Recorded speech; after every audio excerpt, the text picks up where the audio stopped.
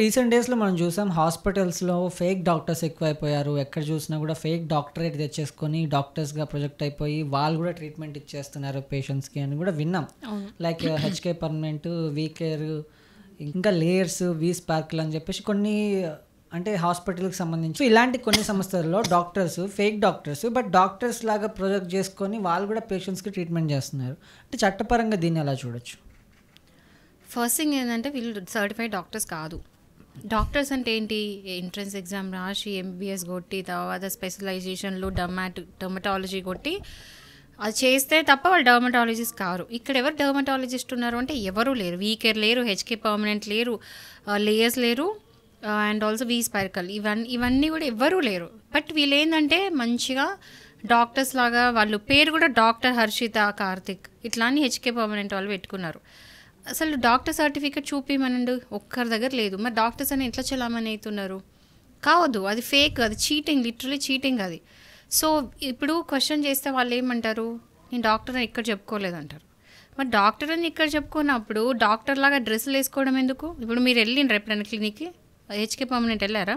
లేదు. నేను పోయినా, నేను చూసిన, నా ఫ్రెండ్ తీసుకుని వెళ్తే నేను వెళ్ళి చూసిన. అక్కడ లిటరలీ వాళ్ళు డాక్టర్స్ లాగా ఇట్లా ఎట్లుంటుందంటే అక్కడ హడావిడి కథనే వేరు. మొత్తం డాక్టర్స్ లాగా డ్రెస్ వేసుకొని ఉంటారు, వెయిటింగ్ ఉంటుంది, ఏమేమో టెస్టులు అంటారు, బ్లడ్ టెస్టులు చేయించి అంటారు. చాలా పెద్ద కథ అది. సో ఇదంతా చేసిన తర్వాత ఏది కూడా అక్కడ ప్రోడక్ట్ కానీ ట్రీట్మెంట్ కానీ ఏది కూడా 10,000 బిలో అనేది అసలు ఉండదు. Okay. So I'm just talking about HK permanent. అట్లా కాకుండా ఇంకా ఈ వీ కేర్ ఏవైనా సరే ఊరికే మనుషులని ఫూల్ చేస్తున్నారు. అండ్ అంటే లేజర్ ట్రీట్మెంట్స్ అని అవని బయట డర్మటాలజీ చేసేది చాలా తక్కువ రేట్లో చేస్తారు. వీళ్ళు ప్యాకేజ్లు ఎట్లా అంటే ఒకేసారి మనము ఫస్ట్లో బిగినింగ్లోనే మొత్తం ప్యాకేజ్ డబ్బులు కట్టాలి. అది లక్షలలో ఉంటాయి ఆ ప్యాకేజ్లు. సో ఎట్లుంటుంది అంటే ఒకేసారి ప్యాకేజ్ లాగా చేస్తారు. 1 lakh to 1.5 lakh minimum 1 lakh అండి, దానికంటే బిలో ఉండదు. అండ్ ఒక్కసారి మన సెషన్స్ కట్టిన తర్వాత అది పనిచేయలేదు అనుకోండి, మనం మనీ బ్యాక్ కూడా ఇవ్వరు, రీఫండ్ కూడా చేయరు. ఏదో ఒక రీజన్ చెప్పి మనదే ఫాల్ట్ అని చూపించేసి మనదే తప్పు అని చెప్పేసి మేము డబ్బులు కూడా తిరిగేయమని చెప్తూ ఉంటారు. ఇలాంటి చీటింగ్ ఫ్రాడ్లు హైదరాబాద్లో కామన్. అండ్ మీకు షాకింగ్ ఏంటో తెలుసా? మన తెలంగాణలో ఫేక్ డాక్టర్స్ కౌంట్ ఎక్కువ ఉన్నారు. ఇక్కడ తెలంగాణలో ఎస్పెషల్ హైదరాబాద్. ఇది షాకింగ్. హైదరాబాద్లో ఉన్న ఫేక్ డాక్టర్స్ ఎక్కడ లేరు. బీయింగ్ అ సిటీయే కదా, అది కూడా లక్షలలో ఎస్టాబ్లిష్ చేసుకుంటారు, పెద్ద పెద్ద హాస్పిటల్స్ పెడతారు. అంత ధైర్యంతో ఎట్లా చేస్తారో నాకు అర్థం కాదు. సో వీళ్ళందరికీ కూడా చీటింగ్ కేసెస్ ఉంటాయి. వీళ్ళు కన్జ్యూమర్ కోర్ అంటే ఎవరైతే లాస్ అయినారో వాళ్ళందరూ కూడా కన్జ్యూమర్ ఫోరంలో పెట్టచ్చు. వీళ్ళందరికీ కూడా కొన్ని యాక్ట్స్ ఉన్నాయి. ఏంటంటే క్లినికల్ ఎస్టాబ్లిష్మెంట్ యాక్ట్ 2010.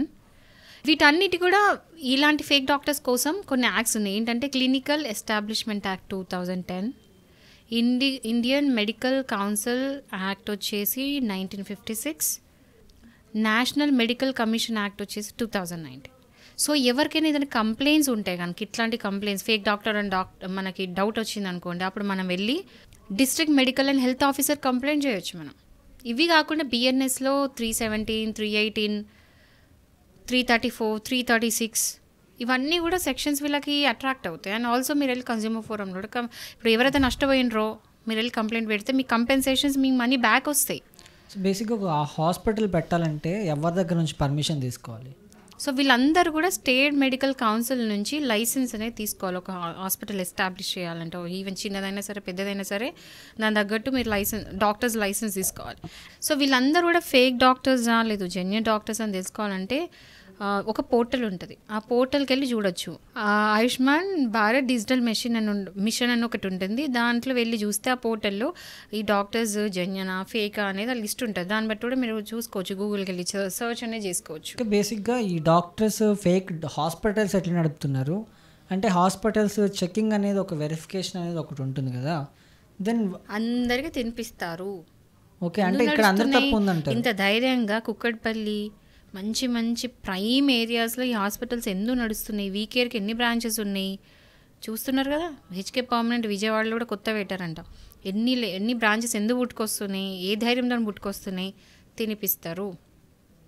వీళ్ళందరూ కాముష్ ఎందుకుంటున్నారు అంటే వీళ్ళు తినిపించుకుంటూ పోతూ ఉంటారు, జనాలు ఫూల్స్ అయినంతసేపు వీళ్ళు ఆడుకుంటూనే ఉంటారు జనాల ఎమోషన్స్తోని, డబ్బులతో.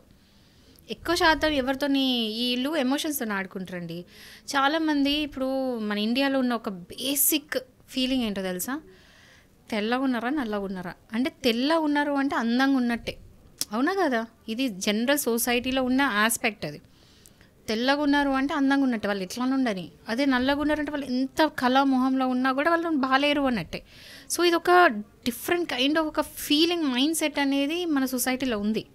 సో ఆ ఒక్క చిన్న ఎమోషన్ని వీళ్ళు క్యాష్ చేసుకుంటున్నారు.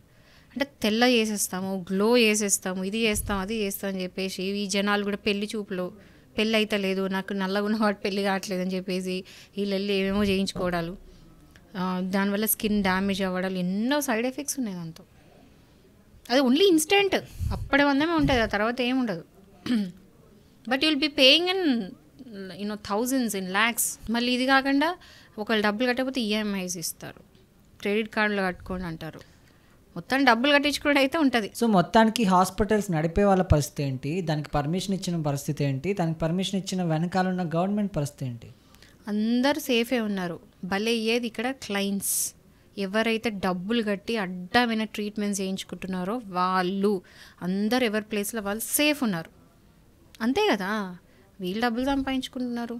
ఎవరైతే పర్మిషన్స్ ఇవ్వద్దా ఇస్తున్నారంటే అక్కడ ఏం జరుగుతుందనేది మీకు అర్థమైంది, నాకు అర్థమైంది. వాళ్ళు సేఫే. ఎవరు బలవుతున్నారు, డబ్బులు కట్టి ఇవన్నీ ట్రీట్మెంట్స్ చేయించుకున్న వాళ్ళు బలవుతున్నారు. అండ్ ఒక డాక్టర్ కానీ ఒక డాక్టర్ దగ్గర చేయించుకుంటున్నారంటే దాని సైడ్ ఎఫెక్ట్స్ ఎట్లుంటాయి, ఫ్యూచర్లో దాని ఎఫెక్ట్స్ ఎట్లుంటాయి అనేది ప్రతి ఒక్కరు వాళ్ళని వాళ్ళు అడుక్కోవాల్సిన క్వశ్చన్. ఎందుకంటే స్కిన్తో ఆడుకోవడం ఏంటండి. If in case HK permanent బాధితులు కానీ డాక్టర్ వెనీలా బాధితులు కానీ ఎవరైనా అక్కడ ట్రీట్మెంట్ తీసుకున్న వాళ్ళు కానీ ఆమె దగ్గర మోసపోయాను లేకపోతే వాళ్ళ దగ్గర మోసపోయామని అనుకుంటే వీళ్ళు ఫస్ట్ ఏం చేయాలి? వీళ్ళందరూ వెళ్ళి కన్స్యూమర్ ఫోరంలో కేసు పెట్టారు. నిజంగా చెప్తున్నాను, ప్రతి ఒక్కరు యునైట్ అయ్యి ఎవరైతే బాధితులు ఉన్నారో, అంటే బాధితులను ఎందుకు అంటున్నాను చెప్పాలన్నా, కొంతమంది సరే నేను వెళ్ళి గ్లో అప్ సెషన్ తీసుకున్నా, నేను ఈ క్రీమ్ కొన్నా ఆ క్రీమ్ కొన్నా నాకు పని చేసింది అని అనుకుంటున్నారు. బట్ యాక్చువల్లీ వీళ్ళు బాధితులు. ఎందుకు చెప్పాలా, ఇవన్నిటికీ సైడ్ ఎఫెక్ట్స్ ఉంటాయి ఫ్యూచర్లో. వాళ్ళ స్కిన్ వాళ్ళ చేతులారు ఇవన్నీ చేయించుకొని ఆ క్రీమ్స్ అవన్నీ వాడి సైడ్ ఎఫెక్ట్స్ ఇచ్చుకున్న వాళ్ళు వీళ్ళంతా. ఇప్పుడు వాళ్ళకి అర్థం కావట్లేదు, ఫ్యూచర్లో అర్థమవుతుంది. సో వీళ్ళందరూ బాధితులు అన్నట్టే. ఆ డ్యామేజ్ అయినాడు వీళ్ళు ఏం చేశారో తప్పు అనేది వీళ్ళకి అర్థమవుతుంది. ఎందుకంటే ప్రొఫెషనల్ డర్మటాలజిస్ట్ దగ్గరికి వెళ్ళి మీరు తీసుకునేది వేరు. ఎందుకంటే వాళ్ళు కరెక్ట్ రికమెండ్ చేస్తారు, మీ స్కిన్ స్టడీ చేస్తారు, అవన్నీ చూసి అప్రాపరేట్గా మీకు మెడికేషన్ రాసిస్తారు. బట్ వీళ్ళకి ఏం నాలెడ్జ్ ఉందండి, డాక్టర్ కాను అంటే ఇప్పుడు ఇట్లా ఉన్నది అనుకో, ప్రతి ఒక్క డాక్టర్లే మీరు కావచ్చు నేను కావచ్చు అన్నట్టుగా, డబ్బులు ఉంటే సరిపోతుంది అన్నట్టుగా, అట్లా ఎట్లా అవుతుంది? ఇప్పుడు ఎగ్జాంపుల్, ఇప్పుడు మీరు యాంకరు, నేను అడ్వకేట్ని, మీ దగ్గరకు వచ్చి ఒక సలహా అడిగారు, మీరు కొన్ని రోజులు నాతో ట్రావెల్ చేస్తున్నారు కాబట్టి అంతో ఇంత నాలెడ్జ్తో మీరు ఆన్సర్ చెప్తే అది కరెక్టా? కరెక్ట్ సజెషన్ ఇచ్చినట్ట మీరు? కాదు కదా. ఒక అడ్వకేట్ ఇచ్చిన సజెషన్ అడ్వకేట్ ఇచ్చినట్టు అవుతుంది. మీరు యాంకర్ ఎట్లా ఇవ్వగలుగుతారు? You're not suppose to. ఇప్పుడు డాక్టర్ ఆపరేషన్ చేయాలి, డాక్టర్ ఆపరేషన్ చేయకుండా కింద ప్యూన్ చేస్తే ఎట్లుంటుంది? ఇది అంతే, ఫెయిల్ అవుతుందా? ఏమో బై ఛాన్స్ కొన్నిసార్లు సక్సెస్ అవుతుంది, 90% అయితే ఫెయిల్యూర్ అయ్యే ఛాన్సెస్ ఎక్కువ కదా. వాడి ఎక్స్పీరియన్స్ ఎంత ఉంటాయి ఏంటి, రేపు వీళ్ళందరూ లయబులేగా.